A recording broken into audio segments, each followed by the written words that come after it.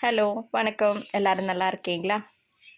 இன்னைக்கு நான் பேச போற விஷயம் ரொம்ப சென்சிட்டிவான ஒரு டாபிக். ம். என்னது? அப்படிதானே கேட்கிறீர்கள்?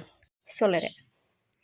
நம்ம ஒரு ஃபங்க்ஷன் கூப்பிடும்போது, எல்லாருமே கணவன இழந்தவர்கள, லேடீஸ எக்ஸ்பெஷலி யாருமே முதல்வாதாக அழைப்பதில்லை.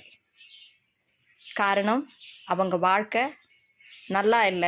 அதனால நம்ம பொண்ணோட வாழ்க்கை இல்லை தங்கச்சி வாழ்க்கை நல்லா இருக்கணும், அதனால முதல்ல அவங்கள கூப்பிடக்கூடாது என்ற தோட்டு தான் எல்லாருக்குமே ஜாஸ்தி இருக்கு. நான் இப்போ உங்களோட ஒன்று கேட்குறேன். நம்ம ஏதாவது ஒரு கஷ்டம் அனுபவிச்சதுன்னாக்கா அந்த கஷ்டம் எவ்வளோ வலி வேதனை அப்படிங்கிறத அனுபவிச்சு நமக்கு தான் தெரியும். அதே மாதிரி தானே அந்த விடோயரும் ஒவ்வொரு ஃபங்க்ஷன்லேயே ஒதுக்கி வைக்கும்போது, நம்ம வீட்டு ஃபங்க்ஷன்லேயே ஒதுக்கி வைக்கும்போது அவங்க எவ்வளவு மனசு வருத்தப்படுறாங்க. ஒரு 1000 சுமங்கலிகள் வாழ்த்தும் வாழ்த்தை விட ஒரு விதவையின் வாழ்த்தே வாழ்த்தா இருக்கும் என்று நான் நினைக்கிறேன். ஏனென்றால் அவங்க அந்த ஃபங்க்ஷன் வரும்போது ஆத்மார்த்தமாக கடவுளிடம் வேண்டிக் கொள்வார்.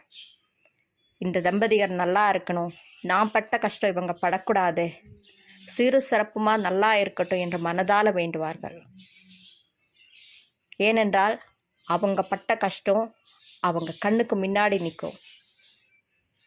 அதனால அடுத்தது, நான் இந்த ஃபங்க்ஷனுக்கு வந்ததுனால தான் இப்படி ஒரு தப்பு நடந்துருச்சோ என்று யாரும் சொல்கிற அளவில் இவங்க வாழ்க்கை போகக்கூடாது, கடவுளே அவங்க நல்லா இருக்கட்டும், இதனால ஒரு சுயநிலவும் அதுக்குள்ளே இருக்கும். கரெக்டு தானே? அவங்களையும் நம்ம ஒரு சாதா மனுஷனாக நினச்சி அவங்களையும் எல்லாத்துக்கும் சேர்த்துப்போமே.